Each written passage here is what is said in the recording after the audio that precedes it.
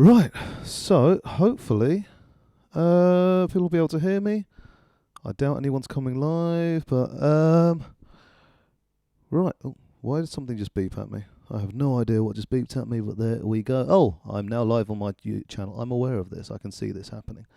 Uh, right, you may notice that this is. Oh, it did mute it for me. Oh, that's clever. You may notice that I am talking through a microphone, despite the fact that I have a perfectly decent microphone attached to my head. That's because I got a new microphone. I'm not planning to use this for any of the future videos, but I am planning to use it for this one, and succeeding at using it this one, hopefully. Just want to get a feel for it, see if it's any good, and that kind of thing. So, here I am, resting it on my chin, so I know that it's nice and close to my mouth. Always want to have dynamic microphones as close to your mouth as possible. If you can't lick it, you're too far away. Right. So obviously I've been dragging my feet making these. And because, the whole point is nobody's meant to watch them. But then today I got a message, a comment, if you will. And that comment has now disappeared because apparently it doesn't show me my notifications on there. Give me a moment. As ever, we try and make sure that we make these as inhospitable to fans as possible, so that nobody's going to try and nobody's going to try and copyright block me or anything like that. So yeah, we got a message. So we have messages before. This is not unusual. Normally just saying, these are good and things like that. But this one was from a Diego who said, "Can you please make part 7 soon?" This is part 7. "I am using this to read along with the book for my schoolwork."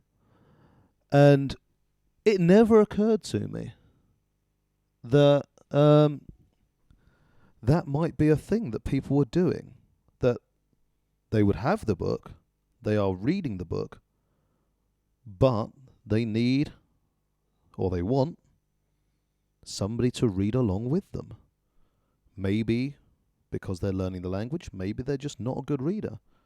Be it because, they've just not spent a lot of time reading, because they're dyslexic, because whatever. I did used to teach for a while, and I remember the school we were at, we had a very low literacy level, and we were told to, make the kids read. We'd have to, do once a week, dedicated reading time, more than that if we could get away with it. I remember trying to get them to read Frankenstein or something, and it's hard. There's lots of dense language in there. Obviously it's a great book, but it's not easy going if you're not good at reading. And the class that I had, the form group that I had kids from across the school, and I don't think any of them could confidently read it. We didn't get past the first letter.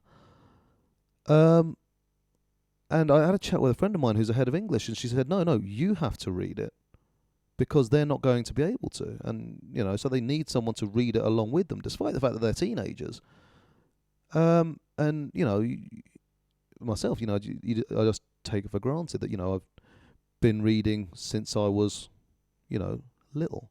My mum always used to tell the story of me doing an interview for my primary school, and we'd been told to bring our favourite toy, and I brought a book, because, I'm cool like that. So yeah. But, there's all sorts. So if there are people out there that are using this as a study aid, and for whatever reason, the way that I read it is more useful to them than an actual audiobook. Possibly because I do lots of stopping, going back over the sentences, that kind of thing, commenting on what I'm talking about and that kind of thing, and just making it that bit harder to sort of zone out. Maybe. I don't know. But yeah, if that's you, and that's what you're getting out of this, then let me know. Put in a comment. And yeah, I will read that, and I'll be interested to know. And if there is something else that you want me to read in this, terrible style, then let me know, yeah. And maybe that'll be the next thing I read. I was, as I've mentioned before, planning to do more sort of public domain books, so more classic books. But obviously, if you've got things that you're reading at school, then maybe that's what it is. That's maybe that works out for you. I say for future videos, I will be going back to the microphone on my head, because that means I'll have two hands as opposed to having to work out how to unfold this paper with one hand. I mean, it's not hard, but clearly I am not the athletic type. Oh, I have got cables everywhere. This is the other reason, is that this means one extra cable to go into this microphone. But there we go. Right, actually, I should. Yeah. What just happened there? Not now. Oh, that just confused itself. Hang on a second. Let me open this up. And yoink. No, I need to stretch that out. No! Don't open Keynote. Hang on a second. Once again, two hands. Very useful. So I have this because, I've said before, I'm trying to build myself into a professional voice actor, voice artist, voiceover person, and I also do a fair bit of things with my choir, and do like karaoke stuff and so on and so forth. So I figure it's useful to have more of that live performance type of microphone to work with and to get practice on, and to understand how it works and the nuances and the foibles of it. I'd also like to set up a karaoke business at some point. So supposedly these particular microphones are very, very rugged and very useful. So we'll see how true that is. Right, I need to get myself a stopwatch. So boom, boom. Don't need to double up on the headphones. Oh, the world is suddenly louder. Weird. Hey Siri, 1 hour timer.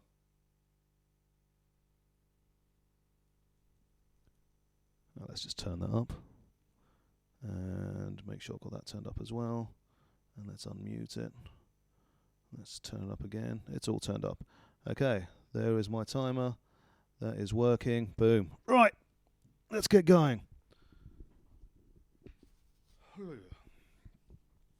Okay, so I believe we're going into one of our night sections here. We are going into part 11, night. I suppose if people are actually doing this or watching this for good reasons, then I actually need to put some effort into reading it as well. So, chapter 30. Night falls, or has fallen. Why is it that night falls instead of rising like the dawn? Yet if you look east at sunset, you can see night rising, not falling. Darkness lifting into the sky, up from the horizon, like a black sun behind cloud cover, like smoke from an unseen fire, a line of fire just below the horizon, brush fire, or a burning city. Maybe night falls because it's heavy, a thick curtain pulled up over the eyes, wool blanket. I wish I could see in the dark better than I do. I wish I could see in the dark better than I do. Night has fallen then. I feel it pressing down on me like a stone. No breeze. I sit by the partly open window, curtains tucked back because there's no one out there, no need for modesty in my nightgown, long-sleeved even in summer, to keep us from the temptations of our own flesh, to keep us from hugging ourselves, bare-armed. Nothing moves in the searchlight moonlight. The scent from the garden rises like heat from a body. There must be night-blooming flowers. It's so strong. I can almost see it, red radiation, wavering upwards like the shimmer above highway tarmac at noon. Down there on the lawn, someone emerges from the spill of darkness under the willow, steps across the light, his long shadow attached sharply to his heels. Is it Nick, or is it someone else? Someone of no importance. He stops, looks up at this window, and I can see the white oblong of his face. Nick. We look at each other. I have no rose to toss. He has no loot. But it's the same kind of hunger, which I can't indulge. I pull the left-hand curtain so that it falls between us, across my face, and after a moment he walks on, into the invisibility, around the corner. What the commander said is true. 1 and 1 and 1 and 1 doesn't equal 4. Each one remains unique. There is no way of joining them together. They cannot be exchanged, one for the other. They cannot replace each other. Nick for Luke or Luke for Nick. Should does not apply. You can't help what you feel, Moira said once, but you can help how you behave. Which is all very well. Context is all. Or is it ripeness? One or the other. Where did I put other? Okay. Hang on a second. No, I'll wait for the end. Right. I should have had a drink before I did this. Hang on a second.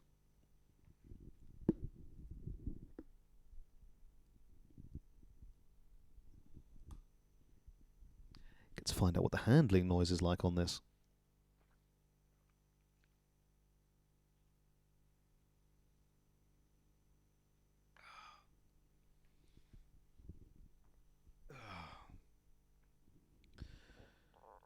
The night before we left the house that last time, I was walking through the rooms. Nothing was packed up because we weren't taking much with us, and we couldn't afford even then to give the least appearance of leaving. So I was just walking through here and there, looking at things, at the arrangement we had made together for our life. I had some idea that I would be able to remember afterwards what it had looked like. Luke was in the living room. He put his arms around me. We were both feeling miserable. How are we to know we were happy, even then? Because we at least had that. Arms around. The cat, is what he said. Cat, I said, against the wool of his sweater. We can't just leave her here. I hadn't thought about the cat. Neither of us had.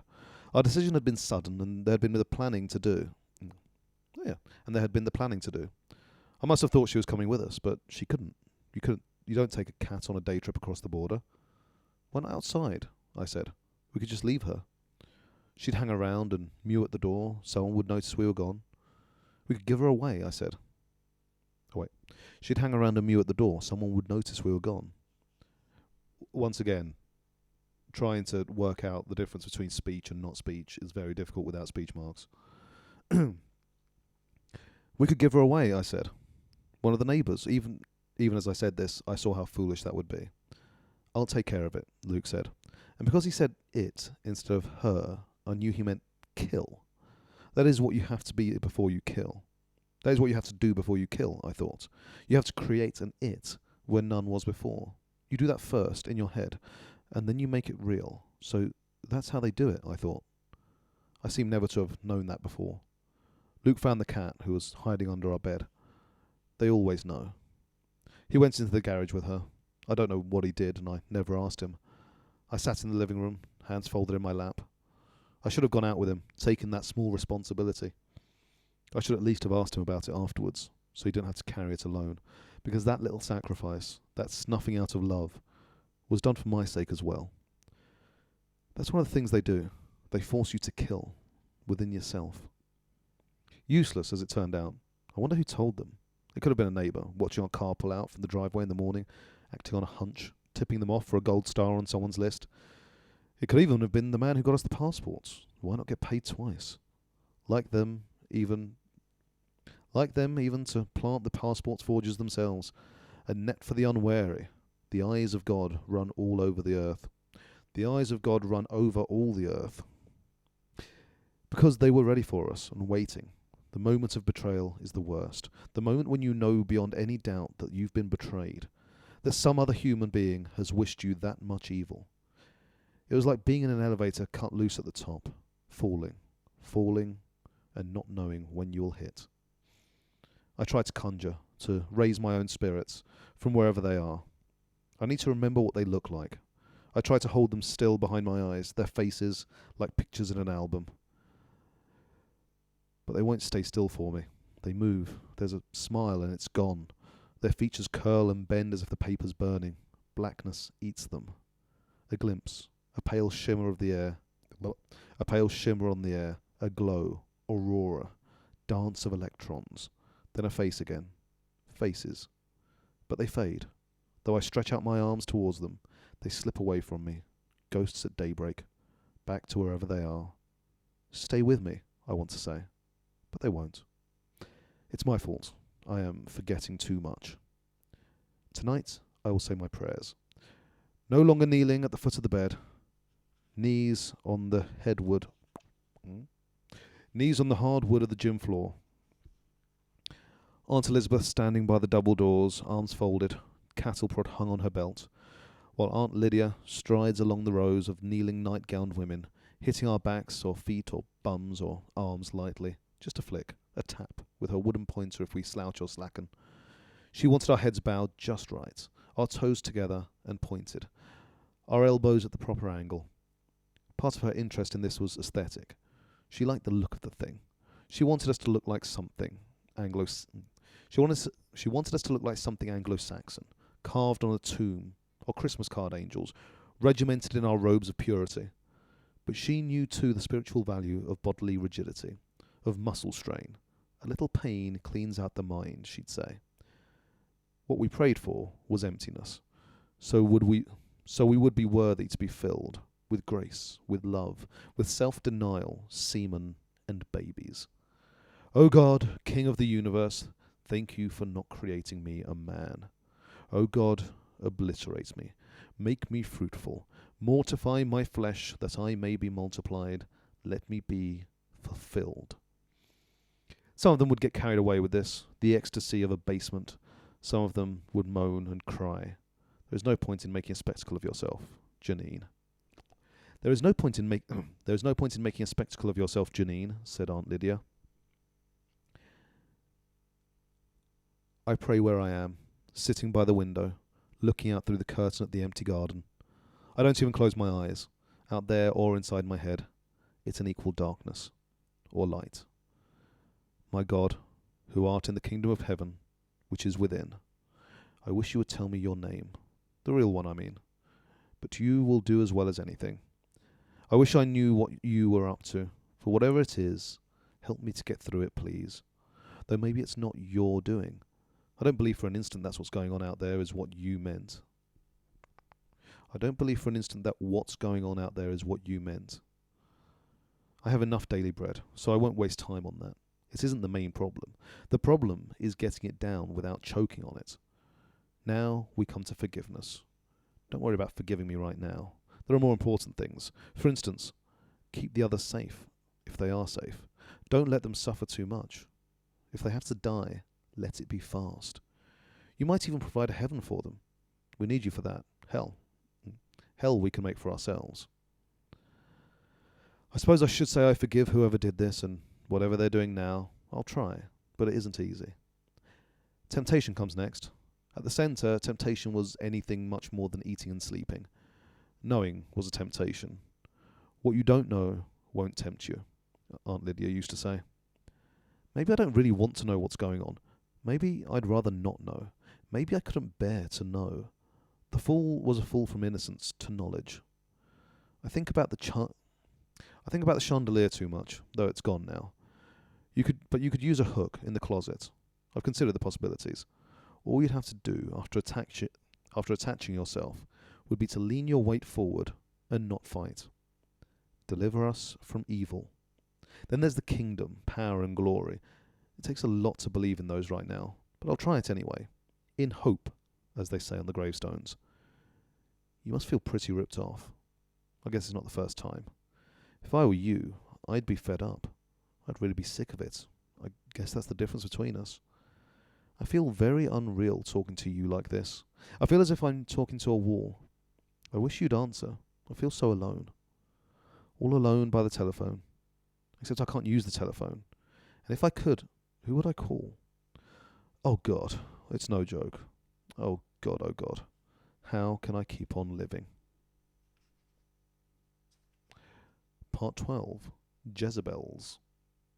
Jezebels with an apostrophe before the S. As in, something belonging to Jezebel. Interesting. That old Margaret Atwood is terrible English.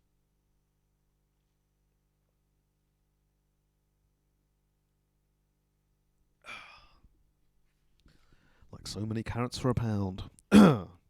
Right, chapter 31. Every night when I go to bed, I think, in the morning, I will wake up in my own house, and things will be back the way they were. It hasn't happened this morning either. I put on my clothes, summer clothes. It's still summer. It seems to have stopped at summer. July, its breathless days and sauna nights. Hard to sleep. I make a point of keeping track. I should scratch marks on the wall, one for each day of the week, and run a line through them when I have 7. But what would be the use? This isn't a jail sentence. There's no time here that can be done and finished with. Anyway, all I have to do is ask, to find out what day it is. Yesterday was July the 4th, which used to be Independence Day, before they abolished it. September 1st will be Labour Day. They still have that, though it didn't used to have anything to do with mothers. But I tell time by the moon. Lunar, not solar. I bend over to do up my red shoes, lighter weight these days, with discreet slits cut into them, though nothing so daring as sandals. It's an effort to stoop. Despite the exercises, I can feel my body gradually seizing up, refusing. Being a woman this way is how I used to imagine it would be to be very old. I feel I even walk like that, crouched over, my spine constricting to a question mark, my bones leached of calcium and porous as limestone. When I was younger, imagining age, I would think, maybe you appreciate things more when you don't have much time left. I forgot to include the loss of energy. Some days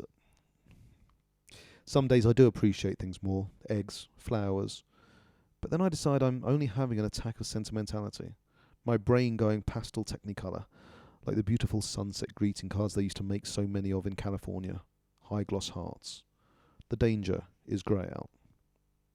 I'd like to point out that there's that bit there where we go on to, I would think maybe you appreciate things.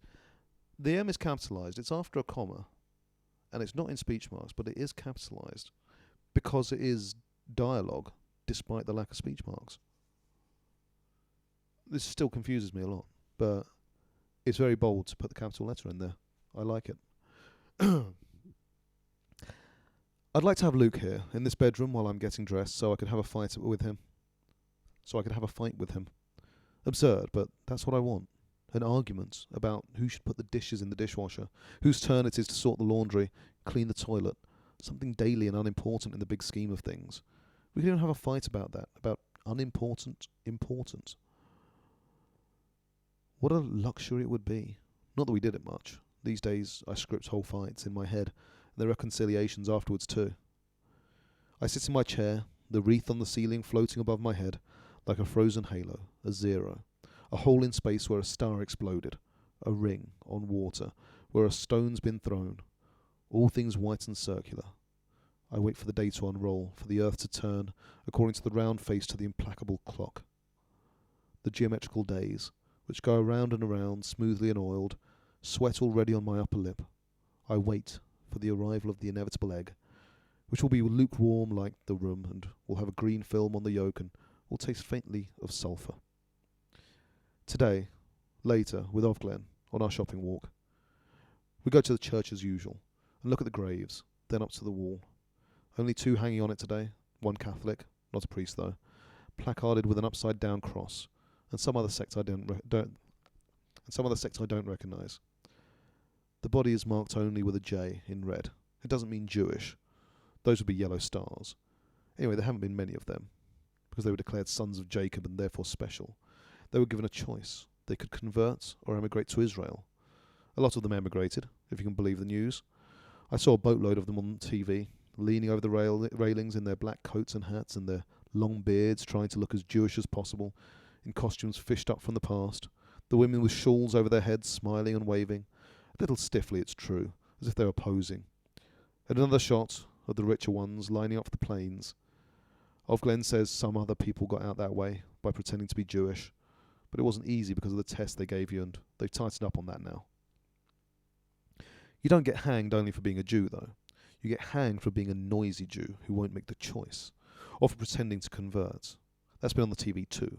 Raids at night, secret hordes of Jewish things dragged out from under beds, Torahs, Taliths, Mogan Davids, and the owners of them, sullen-faced, unrepentant, pushed by the eyes against the walls of their bedrooms, while the sorrowful voice of the announcer tells us voiceover about their perfidy and ungratefulness. So the J isn't for Jew. What could it be? Jehovah's Witness? Jesuit? Whatever it meant, he's just as dead. Interesting to point out that Catholics having an upside-down cross is... Oh, that's going to be a St. Peter thing. Was Peter the first pope, or was Paul the first pope? Either way, Peter is the one that got crucified upside down. So either that's a very specific thing about popes, or it is, as ever, religious people not knowing their way around a Bible and assuming that an upside down cross must be a bad thing, as opposed to, I mean, obviously it's a bad thing for whoever's on it, but it's actually, one of the most important saints was crucified on an upside down cross. But there we go. After this ritual viewing, we continue on our way, heading as usual for some open space we can cross so we can talk. If you can call it talking. These clipped whispers, projected through the funnels of our white wings. It's more like a telegram, a verbal semaphore, amputated speech. We can never stand long in any one place. We don't want to be picked up for loitering. Today, we turn in the opposite direction from Soul Scrolls, to where there's an open park of sorts, with a large old building on it, ornate late Victorian, with stained glass. It used to be called Memorial Hall, though I never knew what it was a memorial for. Dead people of some kind. Moira told me once that it used to be where the undergraduates ate in the earlier days of the university. If a woman went in there, they'd throw buns at her, she said. Why? I said.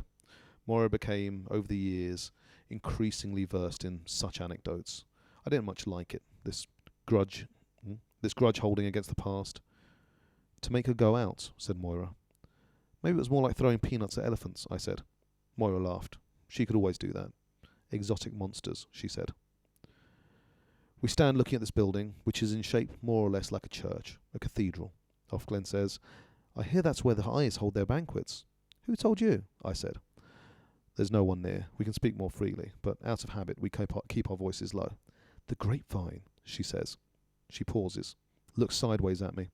I can sense the blur of white as her wings move. There's a password, she says. A password? I ask. What for? So you can tell, she says, who is and who isn't. Although I can't see what use it is for me to know, I ask, what is it then? Mayday, she says. I tried it on you once. Mayday? I repeat. I remember that day. Mayday. Don't use it unless you have to, says Offglen. It isn't good for us to know about too many of the others in the network, in case you get caught. I find it hard to believe in these whisperings, these revelations, though I always do at the time.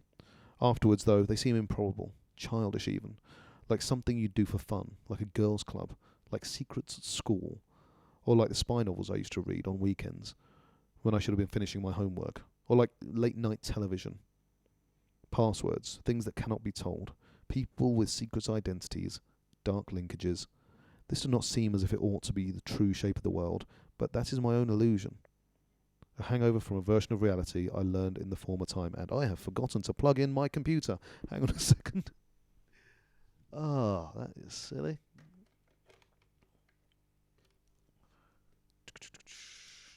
And we hurry, because apparently it's running out quickly, because this is meant to have like 5 hours of battery, but that's clearly not happened.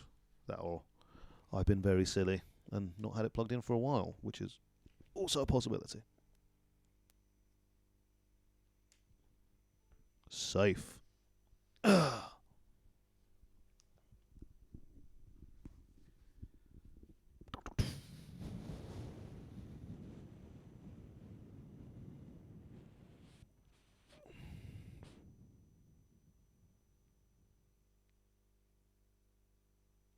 Okay, I've completely lost where I was. Did I actually get to the end of that? Okay.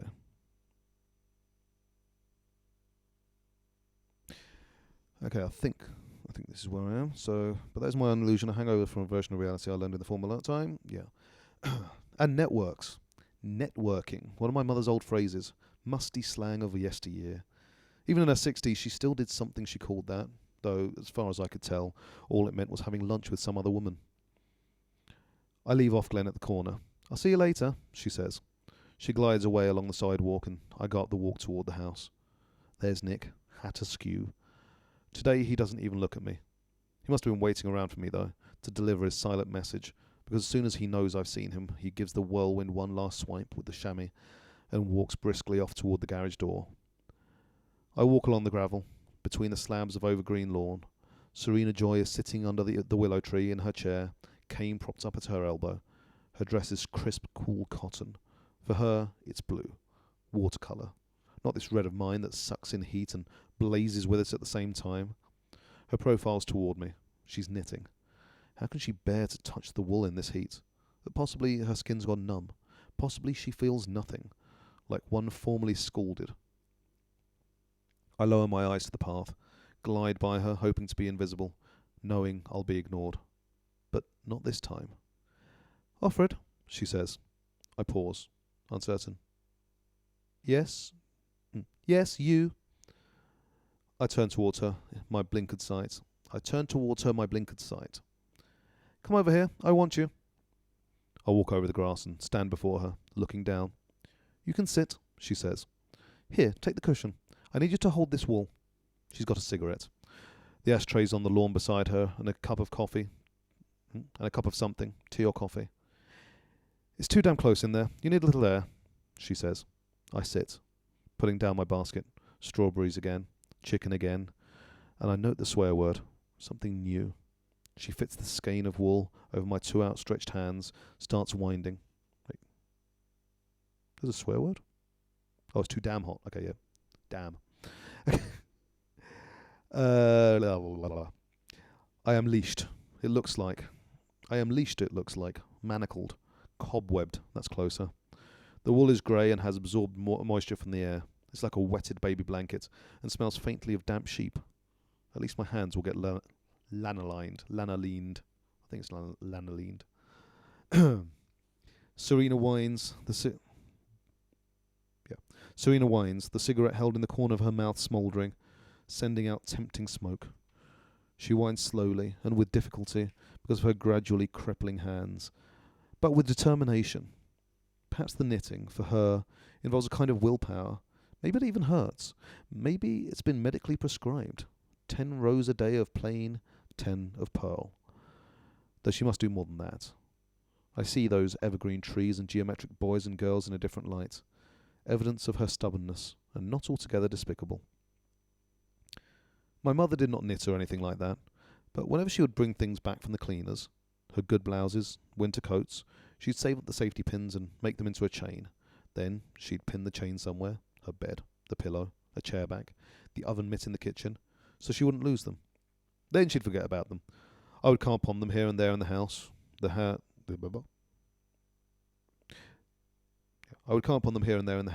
houses, tracks of her presence, remnants of some lost intention, like signs on a road that turns out to lead nowhere, throwbacks to domesticity. Well then, Serena says. She stops winding, leaving me with my hands still garlanded with animal hair, and takes the cigarette end from her mouth to butt it out. Nothing yet?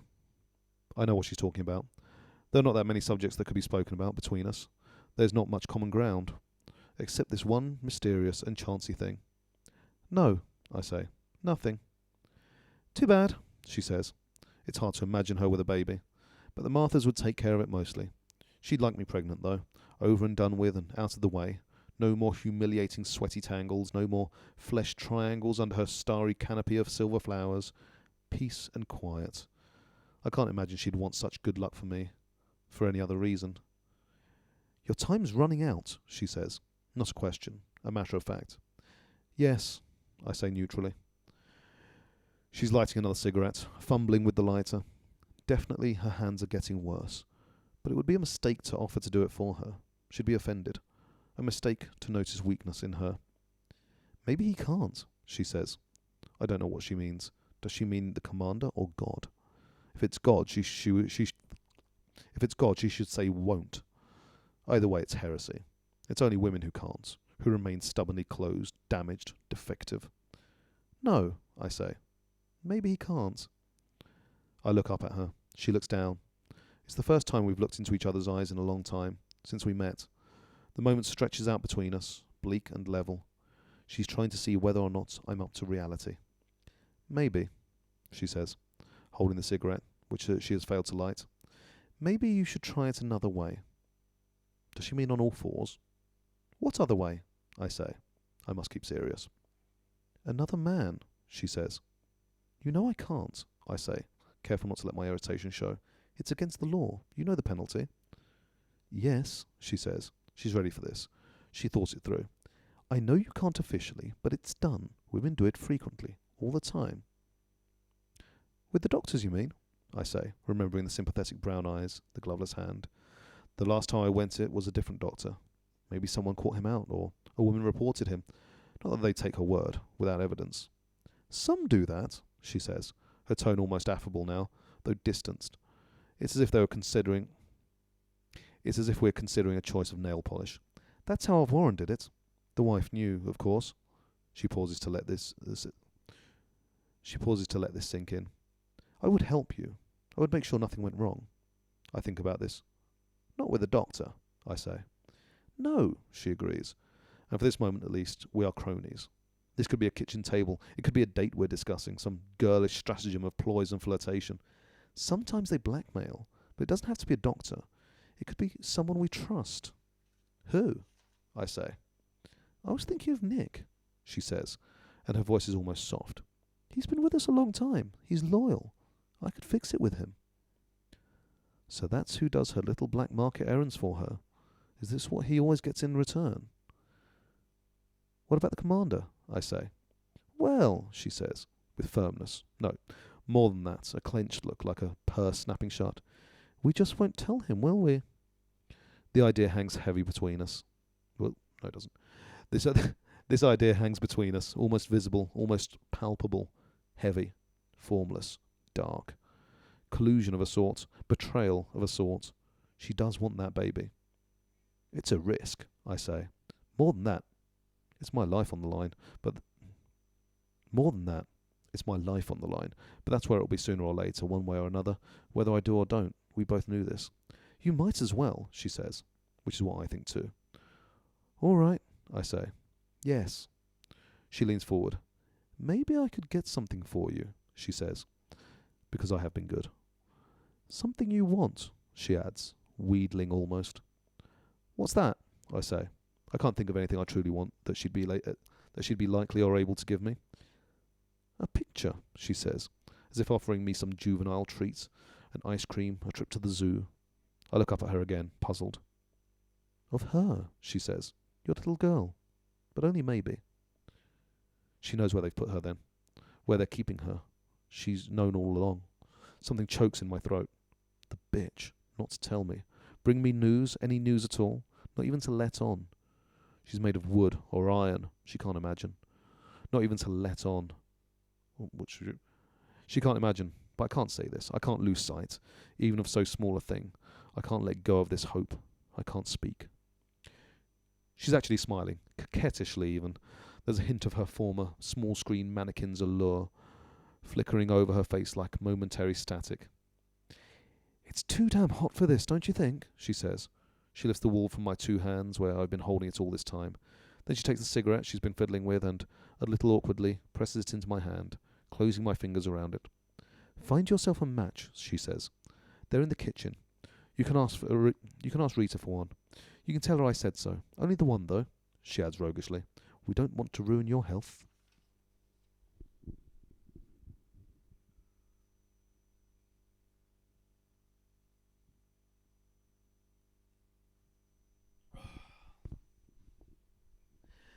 Chapter 32.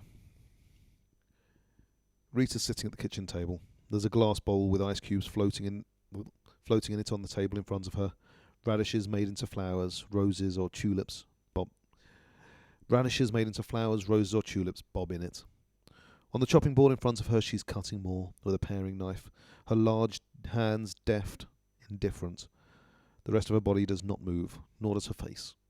It's as if she's doing it in her sleep, this knife trick. On the white enamel surface is a pile of radishes, washed but uncut, little Aztec hearts. She hardly bothers to look up as I enter. You got it all, huh?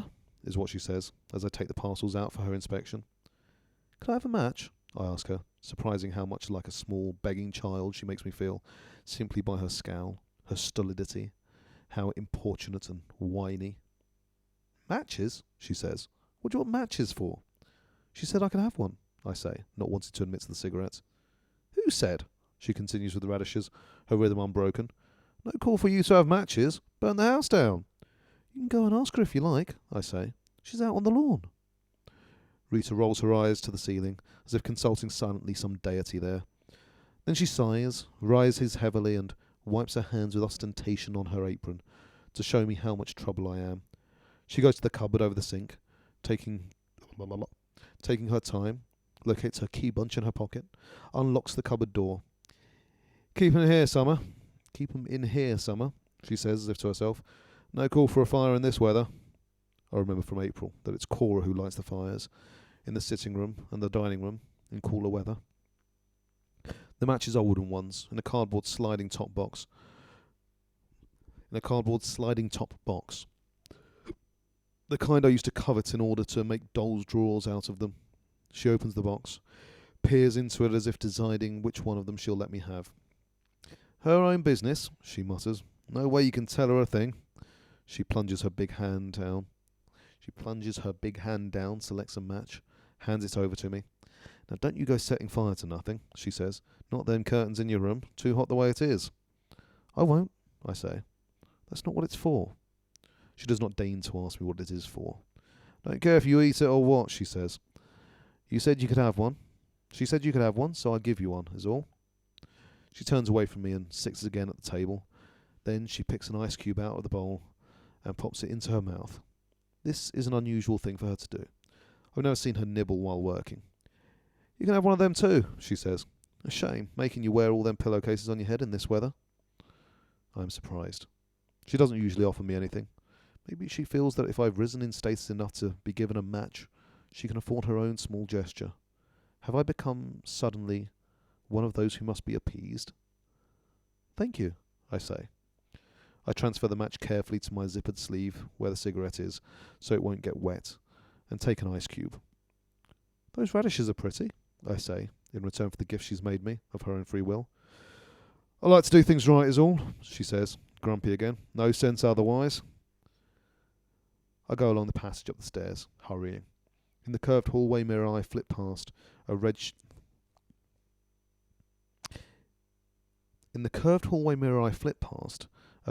at the edge of my own on the edge of my own field of vision, a wraith of red smoke. I have smoke on my mind all night. Already I can feel it in my mouth, drawn down into the lungs, filling me in a long, rich, dirty cinnamon sigh, and then the rush as the nicotine hits the bloodstream. After all this time, it could make me sick. I won't be surprised. But even that thought is welcome. Along the corridor I go. Where should I do it? In the bathroom? Running the water to clear the air? In the bedroom? Wheezy puffs out the open window. Who's to catch me at it? Who knows? Even as I luxuriate in the future this way, rolling anticipation around in my mouth, I think of something else. I don't need to smoke this cigarette. I could shred it up and flush it down the toilet, or I could eat it and get the high that way. That can work too. A little at a time. Save up the rest. That way I could keep the match. I could make a small hole in the mattress, slide it carefully in. Such a thin thing would never be noticed. There it would be, at night, under me while I'm in bed, sleeping on it. I could burn the house down. Such a fine thought. It makes me shiver. An escape, quick and narrow. I lie on my bed, pretending to nap. The commander, last night, fingers together, looking at me as I sat rubbing oily lotion into my hands. Odd, I thought. Odd, I thought about him for a cigarette. I thought about asking him for a cigarette, but decided against it. I know enough not to ask for too much at once. I don't want him to think I'm using him. Also, I don't want to interrupt him. Last night he had a drink, scotch and water. He's taken to drinking in my presence to unwind after the day, he says. I'm to gather he is under the pressure. He never offers me one, though, and I don't ask. We both know now. We both know what my body is for. When I kiss him goodnight, as if I mean it, his breath smells of alcohol, and I breathe it in like smoke. I admit I relish it, this lick of dissipation.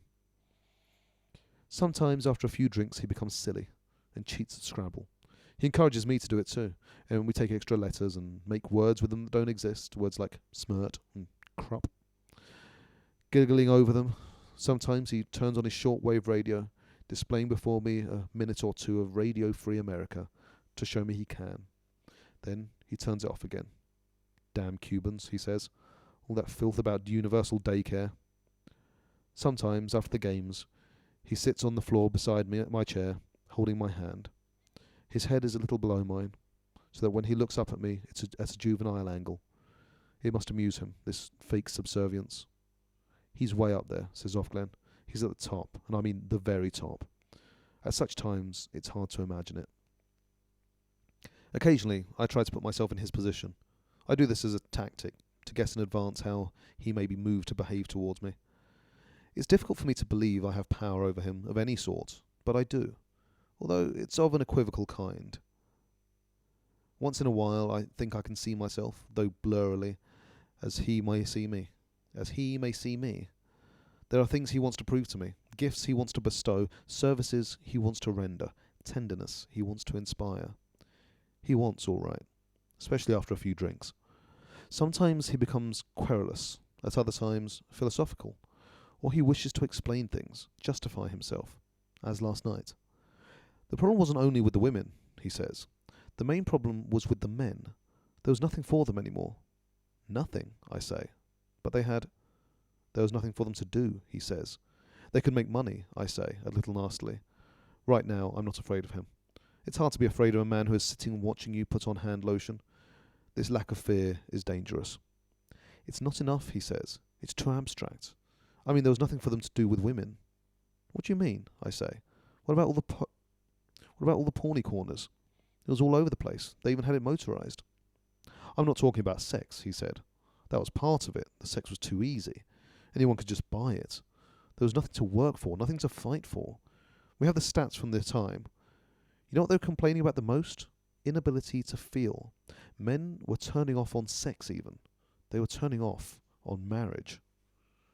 Do they feel now? I say. Yes, he says, looking at me. They do. He stands up, comes around the desk to the chair where I'm sitting. He puts his hands on my shoulders from behind. I can't see him. I'd like to know what you think, his voice says from behind me. I don't think a lot, I say lightly. What he wants is intimacy. But I can't give him that. There's hardly any point in my thinking, is there? I say. What I think doesn't matter. Which is the only reason he can tell me things. Come now, he says, pressing a little with his hands. I'm interested in your opinion. You're intelligent enough. You must have an opinion. About what? I say. What we've done, he says. How things have worked out. I hold myself very still. I try to empty my mind. I think about the sky at night, when there's no moon. I have no opinion, I say. He sighs, relaxes his hands, but leaves them on my shoulders. He knows what I think, all right. You can't make an omelette without breaking eggs, is what he says. We thought we could do better. Better, I say, in a small voice. How can he think this is better? Better never means better for everyone, he says. It always means worse for some. I lie flat, the damp air above me like a lid, like earth. I wish it would rain. Better still, a thunderstorm. Black clouds, lightning, ear-splitting sound. The electricity might go off. I could go down to the kitchen then, say I'm afraid, sit with Rita and Cora around the kitchen table. They would permit my fear because it's one they share. They'd let me in. There would be candles burning. We would watch each other's faces come and go in the flickering, in the white flashes of jagged light from outside the windows. Oh Lord, Cora would say. Oh Lord, save us. The air would be clear after that, and lighter. I look up at the ceiling, the round circle of plaster flowers. Draw a circle, step into it. It will protect you. From the centre was the chandelier, and from the chandelier a twisted strip of sheet was hanging down. There's where she was swinging, just lightly, like a pendulum. The way you could swing as a child, hanging by your hands from a tree branch. She was safe then, protected altogether, by the time Cora opened the door. Sometimes I think she's still in here, with me. I feel buried.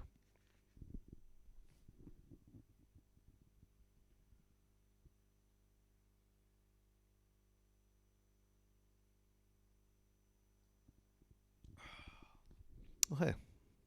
The cleaner's got her music on. She carries around a little portable music device on her belt and just has it playing out loud. But, in theory, there's nobody else here because, it's...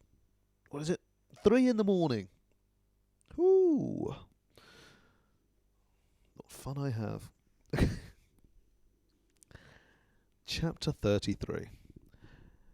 Late afternoon, the sky hazy, the sunlight diffuse but heavy and everywhere, like bronze dust. I glide with Offglen along the sidewalk, the pair of us, and in front of us another pair, and across the street another. We must look good from a distance, picturesque like Dutch milkmaids on a wallpaper frieze, like a shelf full of period costume ceramic salt and pepper shakers, like a flotilla of swans or anything that repeats itself with at least minimum grace and without variation. Soothing to the eye, the eyes, for that's who this show is for. We're off to the Pravaganza to demonstrate how obedient and pious we are. I'm not sure.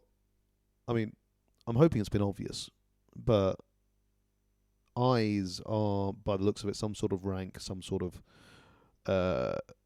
agent in this, and the eyes is capitalized. Like the E on the first E on eyes has a capital S. So they're soothing to the eye, the eyes, the eyes. The first two are eyes, regular eyes, and the last one is the eyes. Yeah. Not a dandelion in sight here. The lawns are picked clean. I long for one, just one, rubbishy and insolent, random and hard to get rid of, and perennially yellow as the sun, cheerful and plebeian, shining for all alike. Rings we would make from them, and crowns and necklaces, stains from the bitter milk on our fingers. Or I'd hold one under her chin. Do you like butter? Smelling them. She'd get pollen on her nose. Was that buttercups? Or gone to seed. I could see her, running across the lawn, that lawn there just in front of me, at 2, 3 years old, waving one like a sparkler, a smaller wand of white fire, the air filling with tiny parachutes. Blow and you tell the time. All that time, blowing away in the summer breeze. It was daisies for love, though, and we did that too. We line up to get processed through the checkpoint, standing up our twos and twos and twos, like a private girls' school that went for a walk and stayed out too long. Years and years too long, so that everything has become overgrown. Legs, bodies, dresses all together. As if enchanted.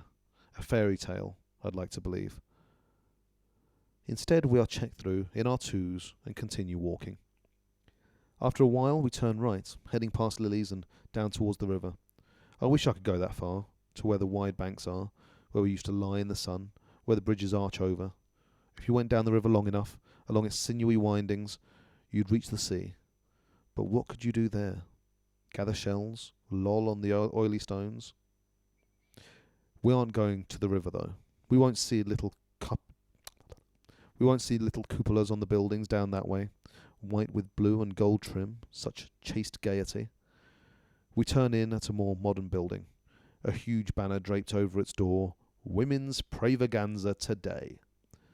The banner covers the building's former name, some dead president they shot. Below the red writing there is a line of smaller print, in black, with the outline of a winged eye on either side of it. God is a national resource.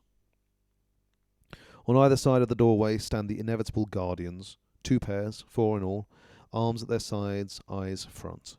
They're like store mannequins almost, with their neat hair and pressed uniforms and plaster-hard young faces. No pimply ones today. Each has a submachine gun slung ready for whatever dangerous or subversive acts they think we might commit inside. The Pravaganza is to be held in the covered courtyard, where there's an oblong space, a skylight roof. This isn't a city-wide Pravaganza, that would be on the football field. It's only for this district. Ranks of folding wooden chairs have been placed along the right side. For the wives and daughters of high-ranking officials or officers, there's not that much difference. The galleries above, with their concrete railings, are for the lower-ranking women, the Marthas, the econo wives, in their multicoloured stripes. Attendance at Pravaganzas isn't compulsory for them, especially if they're on duty or have young children, but the galleries seem to be filling up anyway. I suppose it's a form of entertainment, like a show or a circus. A number of the wives are already seated, in their best embroidered blue. We can feel their eyes on us as we walk in our red dresses, 2 by 2, across the side opposite them. We are being looked at, assessed, whispered about. We can feel it, like tiny ants running on our bare skin. Here there are no chairs. Our area is cordoned off with a silky, twisted scarlet rope, like the kind they used to have in movie theatres to restrain the customers. This rope segregates us, marks us off, keeps the others from contamination by us, makes for us a corral or pen. So into it we go, arranging ourselves in rows which we know very well how to do, kneeling then on the cement floor. Head for the back, Ofglen murmurs at my side. We can talk better. And when we are kneeling, heads bowed slightly, I can hear from all around us a susurration, like the rustling of insects in a tall, dry grass, a cloud of whispers. This is one of the places where we can exchange news more freely, pass it from one to the next. It's hard for them to single out any one of us or hear what's being said. They wouldn't want to interrupt the ceremony, not in front of the television cameras. Ofglen digs me in the side with her elbow to call my attention, and I look up, slowly and stealthily. From where we're kneeling, we have a good view of the entrance to the courtyard, where people are coming steadily in. It must be Janine she meant me to see, because there she is, paired with a new woman, not the former one, someone I don't recognise. Janine must have been transferred then, to a new household, a new posting. It's early for that. Has something gone wrong with her breast milk? That would be the only reason they'd move her, unless there'd been a fight over the baby, which happens more than you'd think. Once she had it, she may have resisted giving it up. I can see that.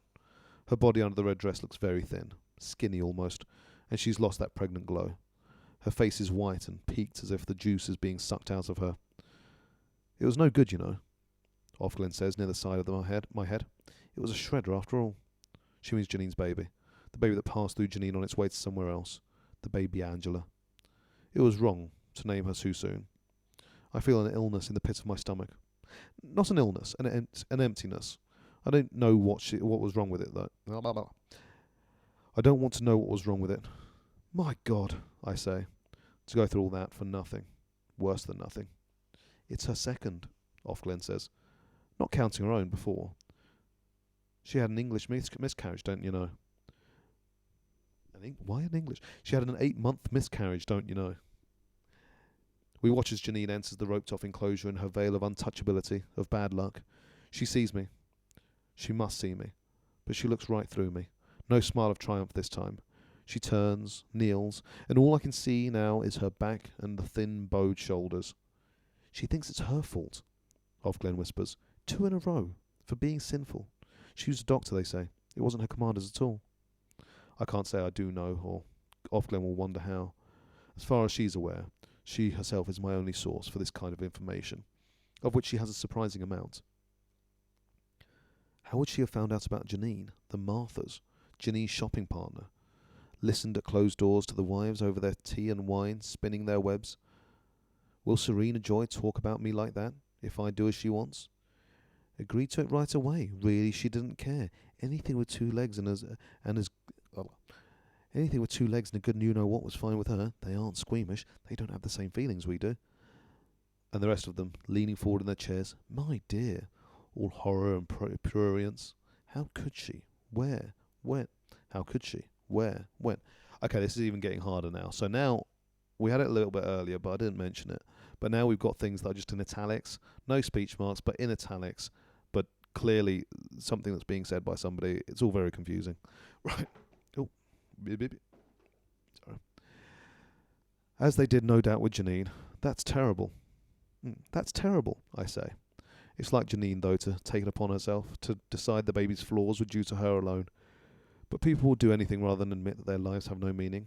No use, that is. No plot. One morning, while we were getting dressed, I noticed that Janine was still in her white cotton nightgown. She was just sitting there on the edge of her bed. I looked over toward the double doors of the gymnasium where the aunt usually stood to see if she'd noticed, but the aunt wasn't there. By that time, they were more confident about us. Sometimes they left us unsupervised in the classroom, and even the cafeteria for minutes at a time. Probably she ducked out for a smoke or a cup of coffee.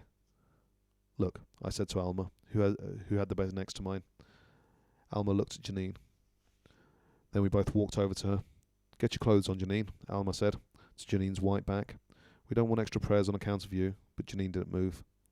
By that time, Moira had come over too. It was before she'd broken free, the second time. She was still limping from what they'd done to her feet. She went around the bed so she could see Janine's face. Come here, she said to Alma and me. The others were beginning to gather too. There was a little crowd. Go on back, Moira said to them. Don't make a thing of it. What if she walks in? I was looking at Janine. Her eyes were open, but they didn't see me at all. They were rounded, wide, and her teeth were bared in a flexed smile. Through the smile, through her teeth, she was whispering to herself. I had to lean down close to her. Hello, she said, but not to me. My name's Janine. I'm your wait person for this morning. Can I get you some coffee to begin with? Christ, said Moira beside me. Don't swear, said Alma. Moira took Janine by the shoulders and shook her. Snap out of it, Janine, she said roughly, and don't use that word. Janine smiled. You have a nice day now, she said. You have a nice day now, she said. Moira slapped her across the face, twice, back and forth. Get back here, she said. Get right back here. You can't stay there. You aren't there anymore. That's all gone. Janine's smile faltered. She put her hand up to her cheek. What did you hit me for? She said. Wasn't it good? I can bring you another. You didn't have to hit me. Don't you know what they'll do? Moira said. Her voice was low, but hard, intent. Look at me. My name is Moira, and this is the Red Centre. Look at me. Janine's eyes began to focus. Moira? She said. I don't know any Moira. They won't send you to the infirmary, so don't even think about it, Moira said. They won't mess around with trying to cure you. They won't even bother to ship you to the colonies. You go too far away, and they just take you up the chemistry lab and shoot you. Then they burn you up with the garbage like an unwoman, so forget it. I want to go home, Janine said. She began to cry. Jesus God, Moira said. That's enough. She'll be here in 1 minute, I promise you. So put your goddamn clothes on and shut up. Janine kept whimpering, but she also stood up and started to dress. She does that again, and I'm not here, Moira said to me. You just have to slap her like that. You can't let her go slipping over the edge. That stuff is catching. She must have already been planning then, how she was going to get out.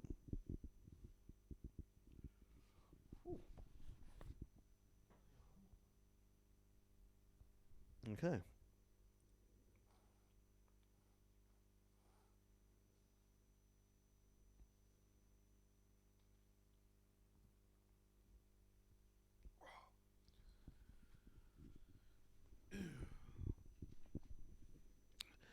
Chapter 34.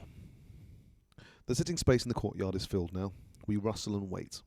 At last the commander in charge of the service comes in. He's balding and squarely built and looks like an ageing football coach. He's dressed in his uniform, sober black with the rows of insignia and decorations. It's hard not to be impressed, but I make an effort. I try to imagine him in bed with his wife and his handmaid, fertilizing away like mad, like a rutting salmon, pretending to take no pleasure in it. When the Lord said, "Be fruitful and multiply," did he mean this man? This commander ascends the steps to the podium, which is draped with a red cloth, embroidered with a large white wing die. He gazes over the room, and our soft voices die. He doesn't even have to raise his hands. Then his voice goes into the microphone, and out through the speakers, robbed of its lower tone so that it's sharply metallic, as if it's been made not by his mouth, his body, but by the speakers themselves. His voice is metal-coloured, horn-shaped. Today is a day of thanksgiving, he begins. A day of praise. I tune out through the speech about victory and sacrifice. Then there's a long prayer about unworthy vessels. Then a hymn. There is a balm in Gilead. There is a bomb in Gilead. That was what Moria used to call it. What's there is a balm in Gilead? Is that an actual thing? Anyway. Now comes the main item. The 20 angels enter, newly returned from the fronts, newly decorated, accompanied by their honour guard, marching 1-2, 1-2, into the central open space. Attention. At ease. And now the 20 veiled daughters in white come shyly forward, their mothers holding their elbows. It's mothers, not fathers, who give away daughters these days and help with the arrangement of the marriages. The marriages are, of course, arranged. These girls haven't been allowed to be alone with a man for years, for however many years we've all been doing this. Are they old enough to remember anything of the time before, playing baseball, in jeans and sneakers, riding their bicycles, reading books all by themselves? Even though some of them are no more than 14, start them soon is the policy. There's not a moment to be lost. Still, they'll remember. And the ones after them will, for 3 or 4 or 5 years, but after that, they won't. They'll always have been in white, in groups of girls. They'll always have been silent. We've given them more than we've taken away, said the guy. We've given them more than We've given them more than we've taken them away. We've given them more than we've taken away, said the commander. That was not a difficult sentence. It shouldn't have been. Think of the trouble they had before. Don't you remember the singles bars, the indignity of high school blind dates, the meat market? Don't you remember the terrible gap between the ones who could get a man easily and the ones who couldn't? Some of them were desperate. They starved themselves thin or pumped their breasts full of silicon, had their noses cut off. Think of the human misery. He waved a hand at the stack of old magazines.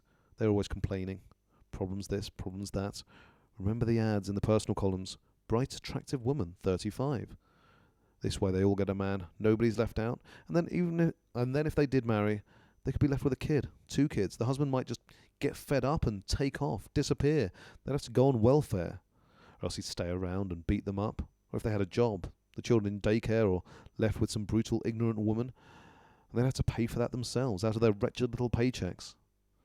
Money was the only measure of worth for everyone. They got no respect as mothers. No wonder they were giving up on the whole business. This way they're protected. They can fulfill their biological destinies in peace, with full support and encouragement. Now tell me, you're an intelligent person. I'd like to hear what you think. What did we overlook? Love, I said.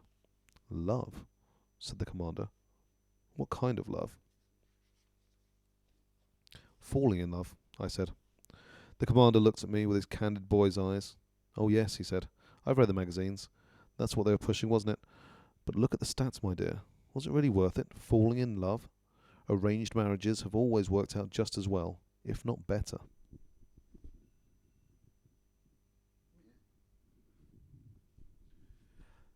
Love, said Aunt Lydia with distaste. Don't let me catch you at it. No mooning and juning around here, girls. Wagging her finger at us. Love is not the point. Those years were just an anomaly, historically speaking, the commander said. Just a fluke. All we've done is return things to nature's norm.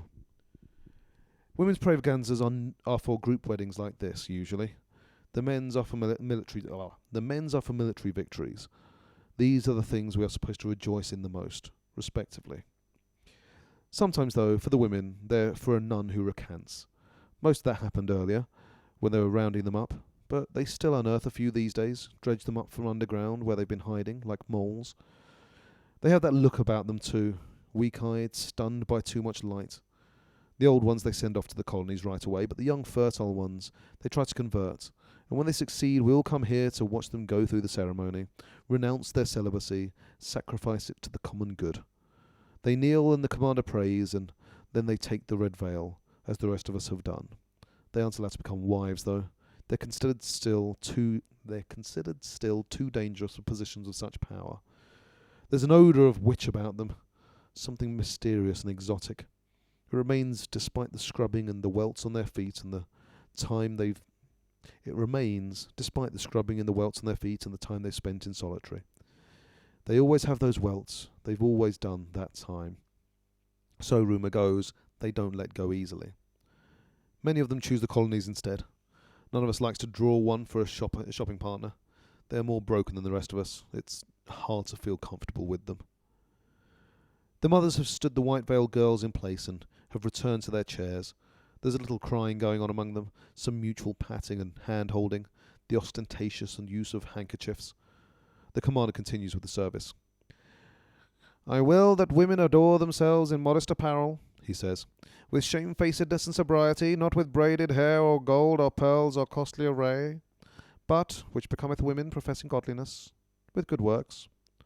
Let the women learn in silence with all subjection. Here he looks us over. All, he repeats. But I suffer not a woman to teach nor to usurp authority over the man, but to be in silence. For Adam was first formed, then Eve. And Adam was not deceived, but the woman being deceived was in the transgression. Notwithstanding, she will be saved by childbearing, if they continue in faith and charity and holiness with sobriety. Saved by childbearing, I think. What did we suppose could save us in the time before? You should tell that to the wives, Ofglen murmurs, when they're into the sherry. She means the part about sobriety. It's safe to talk again. The commander has finished the main ritual and they're doing the rings, lifting the veils. Boo, I think in my head. Take a good look because it's too late now. The angels will qualify for handmaids later, especially if their new wives can't produce. But you girls are stuck. What you see is what you get, zits and all. But you aren't expected to love him. You'll find that out soon enough. Just do your duty in silence. When in doubt, when flat on your back, you can look at the ceiling. Who knows what you may see up there? Funeral wreaths and angels, constellations of dust, stellar or otherwise, the puzzles left by spiders. There's always something to occupy the inquiring mind. Is anything wrong, dear? The old joke went. No, why? You moved. Just don't move. What we're aiming for, says Aunt Lydia, in a spirit of camaraderie among women, what we're aiming for, says Aunt Lydia, is a spirit of camaraderie among women. We must all pull together. Camaraderie shit, says Moira through the hole in the toilet cubicle.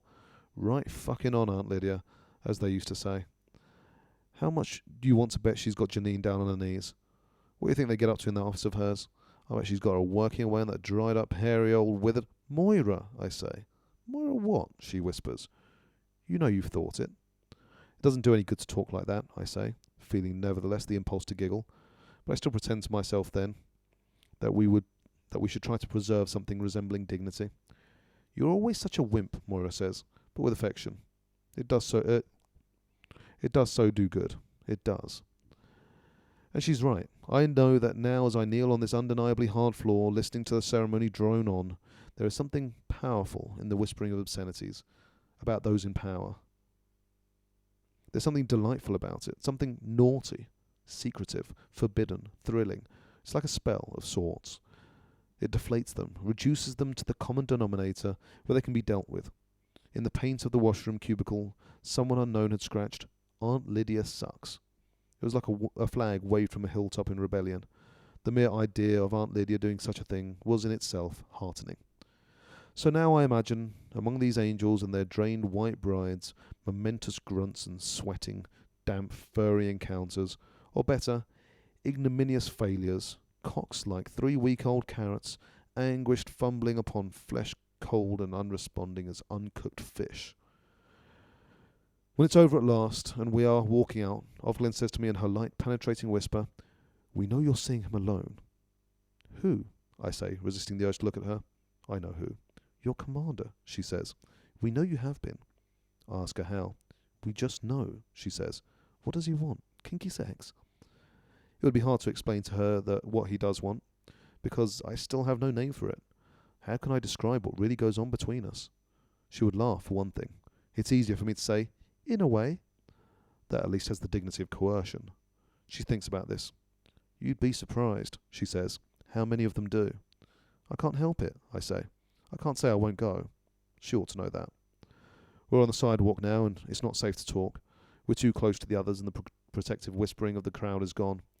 We walk in silence, lagging behind, until finally she judges she can say, "Of course you can't, but find out and tell us." "Find out what?" I say. I feel rather than see the slight turning of her head. "Anything you can." Right. And that was the hour alarm, so there we go.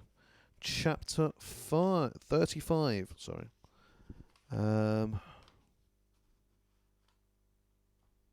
much is left? Let's see. That does not tell me, but we're okay. That was Jezebel's that we're on. That is part. Does that? It wasn't on that, was it? Oh, maybe it was. Okay, so that was part 12 that we're in. There's still another night, then salvaging, then another night. And then historical notes. Interesting. There we go. Right. Let's leave it at that. It's been fun. Well, now that I know that there is a legitimate audience doing legitimate things, then I guess I'm going to try and do this a little bit more regularly. I mean, there should only be, I'm guessing, 2 more sessions of this. So maybe I can get done under 10. That'd be nice. But for the meantime, there we go. Yeah. We'll say that is it.